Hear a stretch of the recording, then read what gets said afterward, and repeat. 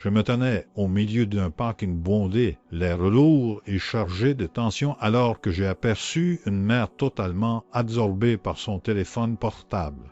Son Touki courait loin devant elle, un petit corps fragile qui se faufilait entre les pneus géants sans qu'elle ne le remarque même pas. Des voitures reculaient dangereusement dans tous les sens pendant qu'elle fixait cet écran lumineux avec une obsession effrayante.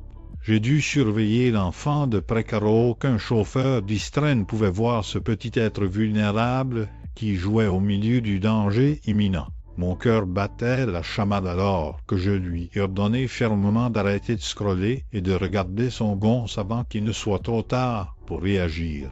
Elle m'a fait un geste insultant, les yeux toujours rivés sur l'appareil, au lieu d'écouter mon avertissement vital qui pourrait sauver sa progéniture à cet instant précis.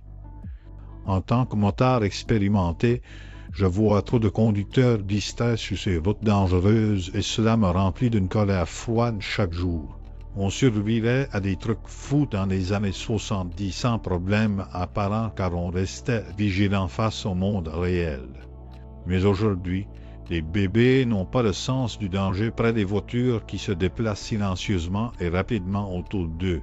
Cette mère a refusé de voir comme son enfant risquait sa vie à chaque seconde où elle ignorait la réalité pour privilégier un monde virtuel.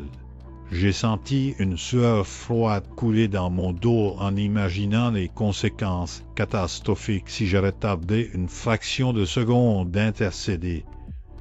Le bruit des moteurs et le klaxonnement lointain semblaient s'amplifier alors que je me tenais prêt à bondir pour protéger ce petit être innocent qui ne comprenait rien au péril mortel qui l'entourait.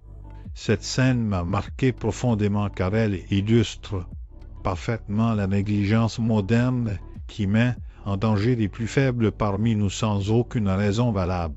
Auriez-vous gardé le silence face à cette indifférence criminelle ou vous seriez-vous interposé courageusement face à ce péril mortel pour sauver une vie innocente?